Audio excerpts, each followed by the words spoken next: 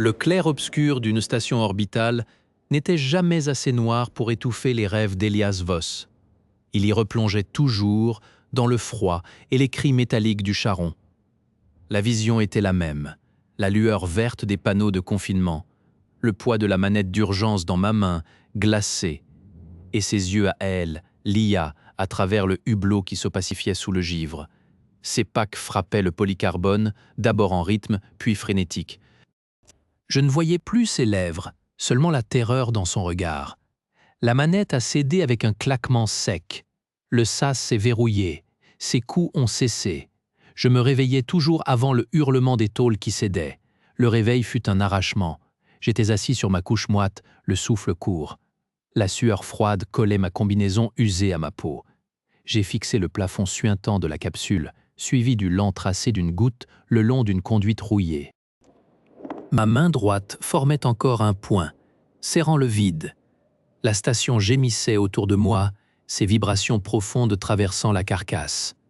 Mais le silence dans ma tête était bien pire. Un vide après la tempête. J'ai frotté mes paumes sur mon visage, sentant les stries de cicatrices sur mes doigts. L'odeur de renfermé et de graisse brûlée ne parvenait pas à chasser celle, fantôme, du gel cryogénique et du métal fondu. C'est alors que le panneau de ma porte a clignoté. Une lumière rouge, impérative, balayant la pénombre en rythme régulier. Une sommation. Personne ne venait ici par hasard. Anya Volkov occupait tout l'espace de la capsule sans avoir besoin de bouger. Son costume gris acier était une déclaration de pouvoir dans ce taudis. Elle laissa le panneau se refermer dans son dos, son regard balayant l'intérieur exigu avec une neutralité clinique. Je me suis redressé sur ma couchette, la nuque raide. Elias Voss. Sa voix était plate, sans intonation. Ombre céphale a une proposition. Un contrat de prospection dans la fosse d'Hyperion. J'ai ri, un son sec qui s'est étranglé dans ma gorge. Vous vous trompez de port? Les fous pour ce genre de plongée sont sur Titan. Elle a ignoré le sarcasme. Elle a sorti une tablette, a fait glisser un fichier. L'hologramme d'un dossier médical a trembloté entre nous. Mon dossier. Les mots stress post-traumatique et inaptitude temporaire y brillaient d'une lueur accusatrice. En dessous, une autre fenêtre montrait un relevé de dette, un chiffre qui tournait lentement sur lui-même. Votre licence de pilote est suspendue, pas révoquée. Nous pouvons la faire réactiver. Elle a levé les yeux vers moi. Ou nous pouvons transmettre ceci aux assureurs du port, à votre propriétaire. Le silence a duré 3 respirations. J'ai entendu le grésillement d'un néon dans le couloir. J'ai senti le goût du café froid et de la peur sur ma langue. Pourquoi moi? Vous connaissez l'abysse. Vous avez survécu au charron. C'est un profil utile. Elle a posé la tablette sur ma table de chevet. Le dossier clignotait. Le submersible vous attend à l'aire d'amarrage Delta. Départ dans 6 heures. Elle est partie. La porte a coulissé, s'est refermée. Elle n'a pas dit au revoir. Je suis resté assis, les mains posées à plat sur mes genoux. Puis je me suis levé, j'ai attrapé la tablette. Le dossier scellé qu'Anya avait laissé clignoter sur l'écran. Je l'ai ouvert d'un geste mécanique. Les schémas topographiques de la fosse ont défilé, des abîmes de données brutes, jusqu'à ce qu'un signal familier, enterré dans les logs de prospection, fige mon sang. L'IFF du charron. Mort et pourtant présent. Une balise fantôme pulsante au fond de tout. J'ai fermé les yeux. L'odeur du gel cryogénique m'a envahi, soudaine, écrasante. Je ne descendrai pas pour la corporation, ni même pour moi. Je descendrai pour elle. Le Némésis gémit sous la pression, chaque strate de l'océan de plasma le criblant de faux souvenirs électriques. Mon INC grésille contre ma tempe. La coque vibre comme un diapason frappé par un géant. Les écrans affichent une descente nominale, mais mes tripes, elles, connaissent la vérité. Elles se tordent. Le submersible n'était pas conçu pour ça. Les données d'ombre céphale étaient des mensonges propres sur des graphiques lissés. La fosse n'était pas un site de prospection. C'était une bouche. L'attaque ne vient pas comme un choc. Elle vient comme une infection. La lumière extérieure, d'un bleu électrique maladif, s'éteint d'un coup. L'obscurité est totale, épaisse. Puis les senseurs hurlent. Pas un impact, une étreinte. Quelque chose de vaste et de froid pressait le Némésis, cherchant une faille. Des alarmes crépitent. Intégrité structurelle à 78%. Un son sourd, organique, transperce l'isolation phonique. Un battement. Mes doigts courent sur les commandes, instinctifs. Je contre la poussée, je déverse du lest. La machine répond avec une lenteur atroce. Dans le halo des projecteurs, quelque chose glisse. Une ombre qui n'en était pas une, faite de reflets mouvants et de fragments de coque digérés. L'entité, pas un monstre, un écosystème, un prédateur parfait. Le Némésis craque, mais tient. Quand la pression se relâche, la lumière revient, fantomatique. Et je vois. Tout autour, ancrés dans la paroi abyssale, des carcasses. Des submersibles de prospection estampillés ombre céphale. Leurs coques n'étaient pas rompues par la fosse. Elles étaient éventrées de l'intérieur, leurs sas grands ouverts comme des blessures propres. Sabotés, liquidés. Ils ne prospectaient pas, ils témoignaient. Ma gorge est sèche, je balais le radar, parmi les débris corporatistes froids. Un point clignote dans une fréquence oubliée, l'IFF du charron, et il est actif. La coque du charron était un visage familier tordu par une douleur éternelle, et ses cicatrices racontaient la version qu'Elias avait enterrée. J'ai approché. L'IFF clignotait toujours, un pool régulier dans le silence absolu. L'épave était suspendue là, un monument à ma culpabilité. Les sas étaient béants, les ponts visibles comme des entrailles sous la lumière des projecteurs. Pas de survivants. Pas de l'IA, juste l'écho d'un code qui n'avait plus de raison d'exister. L'INC a sifflé, une interférence parasite. Des voix, pas des voix, des fragments, des bribes de panique, des cris étouffés par l'eau, des supplications mécaniques de systèmes en train de mourir. Elles coulaient dans ma conscience, par l'interface. L'agonie du charron, captée et conservée dans le plasma tourbillonnant de la fosse. L'entité n'était pas un prédateur. Elle était la mémoire de l'abysse, le cœur des morts, et elle savait que j'étais là. Le Némésis a vibré. Les tentacules de lumière ont émergé de l'épave elle-même, tissés dans sa structure. Ils se sont enroulés autour de ma coque, doux, presque inquisitifs. L'INC a forcé un flux. Une image, la porte de la section C12. Ma main sur le panneau de contrôle. Le visage de l'IA derrière le hublot, ses yeux grands ouverts. Pas de panique dans son regard. De la confiance. Elle attendait que j'ouvre. J'ai verrouillé. La vérité m'a frappé comme une décharge. Pas de panique, un calcul. Mon propre choix. Sauver ma capsule. Sacrifier les autres. L'entité ne me montrait pas un monstre extérieur. Elle me montrait le souvenir que j'avais déformé, la réalité que j'avais recouverte par un cauchemar. Dans le reflet déformé de mon hublot, entre les tentacules de plasma, j'ai vu enfin le monstre que l'abysse chassait, mon propre regard. Et l'entité, repue de vérité, se préparait à consommer le témoin. La conscience collective n'attaqua plus. Elle ouvrit ses archives d'agonie et invita Elias à lire. Le plasma palpita, et les cris furent dans ma tête.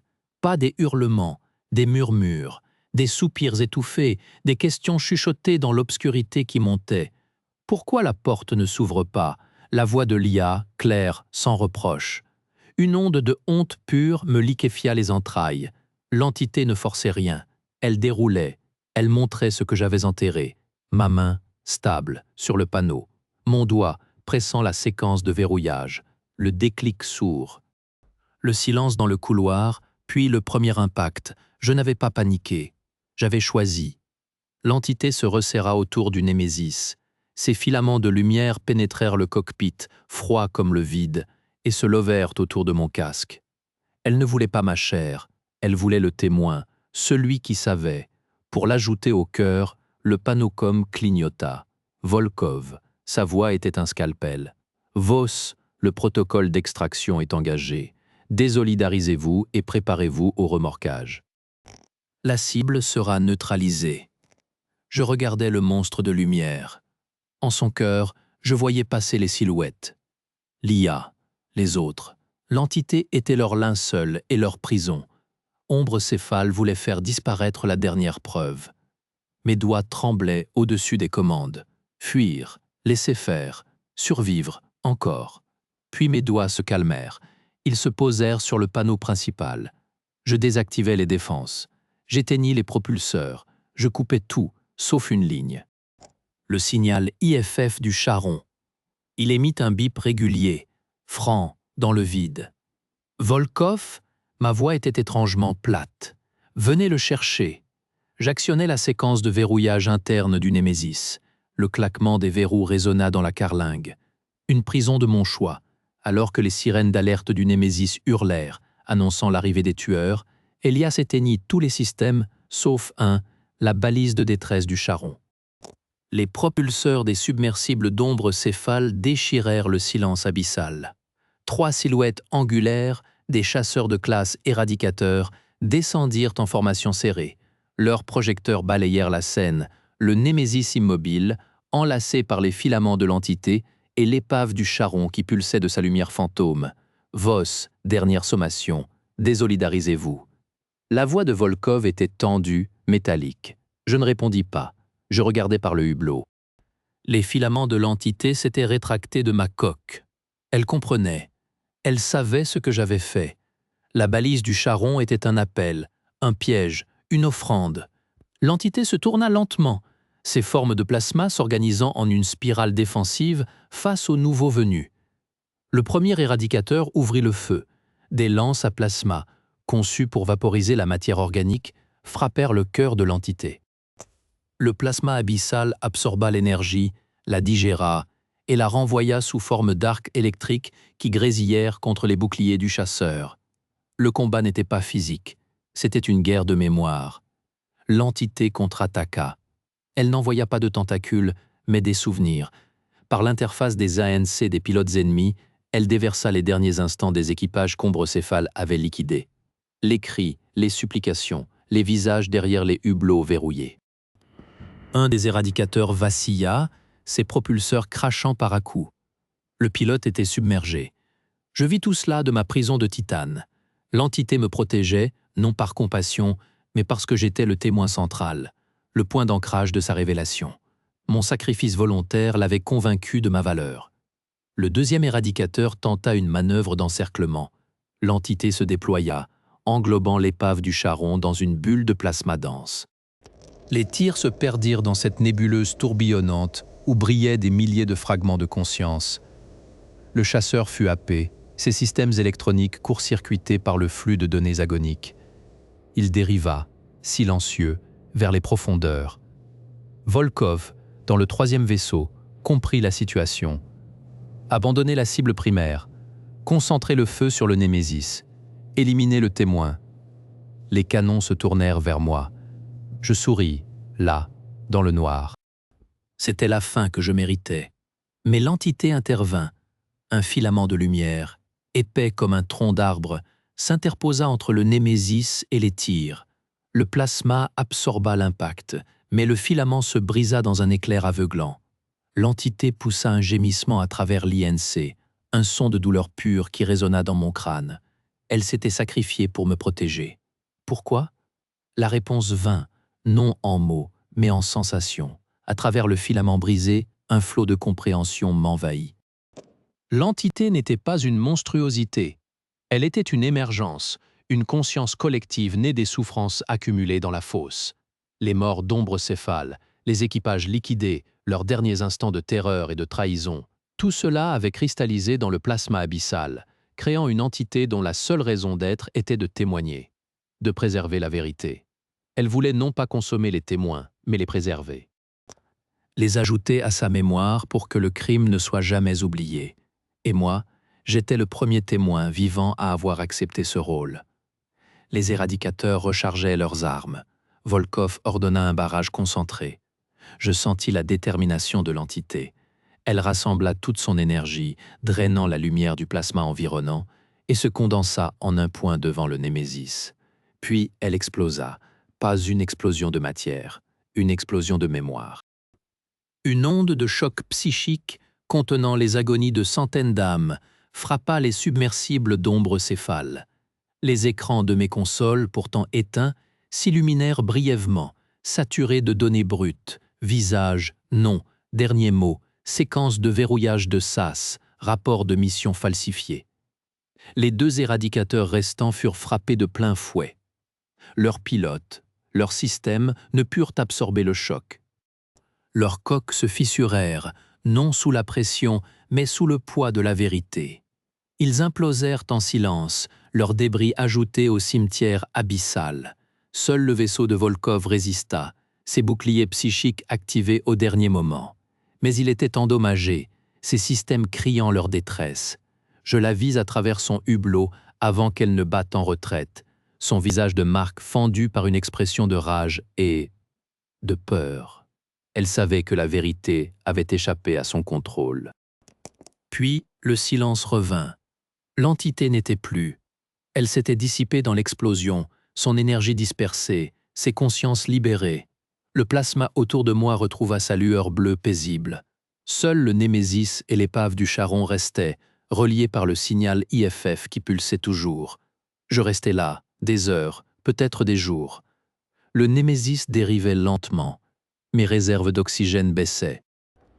J'avais accompli ce que je voulais. Attirer Ombre Céphale, exposer son crime, protéger la mémoire. J'avais expié ma faute en devenant le gardien de cette vérité.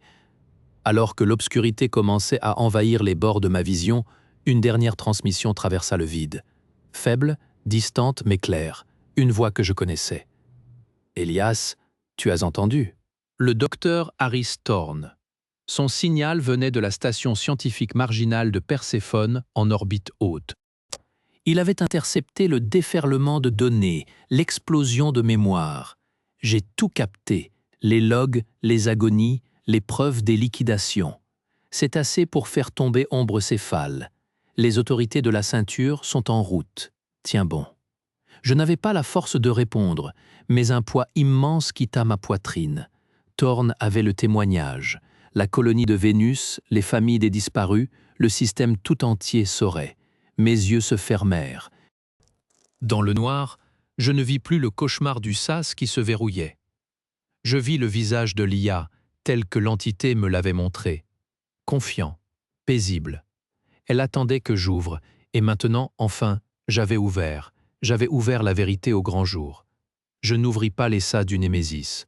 Je n'en avais plus besoin. Ma prison était devenue un sanctuaire. Le dernier son que j'entendis fut le bip régulier de la balise du Charon, qui maintenant ne signalait plus une épave, mais un mémorial. Et alors que les lumières des secours perçaient les profondeurs au-dessus de moi, je sus que le cœur des morts ne chanterait plus dans les ténèbres. Il résonnerait désormais dans la conscience de tous, et mon silence, enfin, était paix. Épilogue. Les documents divulgués par le docteur Harris Thorne firent l'effet d'une bombe dans le système solaire. Ombre Céphale fut démantelée, ses dirigeants traduits devant les tribunaux de la ceinture pour crimes contre l'humanité. La fosse d'Hyperion fut déclarée sanctuaire mémoriel, interdite à toute prospection. Le Némésis fut remonté, avec Elias Voss à son bord, en état d'hypothermie avancée mais vivant. Il refusa tous les honneurs, toutes les interviews. Il s'installa dans la station Perséphone, aux côtés du docteur Thorne, devenant le conservateur des archives récupérées de l'entité. Chaque jour, il écoutait les voix préservées, assurant qu'aucun nom ne serait oublié. Ania Volkov disparut dans les circuits obscurs du marché noir, traquée mais insaisissable, un fantôme hanté par le cœur qu'elle avait tenté de réduire au silence. Et au fond de la fosse, là où l'épave du Charon reposait enfin en paix, une faible lueur bleue pulsait parfois, douce et régulière, comme le battement d'un cœur qui se souvient. C'était tout ce qui restait de l'entité, et c'était assez. La vérité, une fois libérée, n'avait plus besoin de monstres pour la protéger. Elle vivait désormais dans la lumière. Elias Voss, le témoin, avait trouvé sa rédemption non dans l'oubli, mais dans le souvenir éternel, et chaque matin, en regardant les étoiles, il saluait le regard confiant qui l'avait guidé jusqu'au fond et qui, enfin, pouvait se reposer.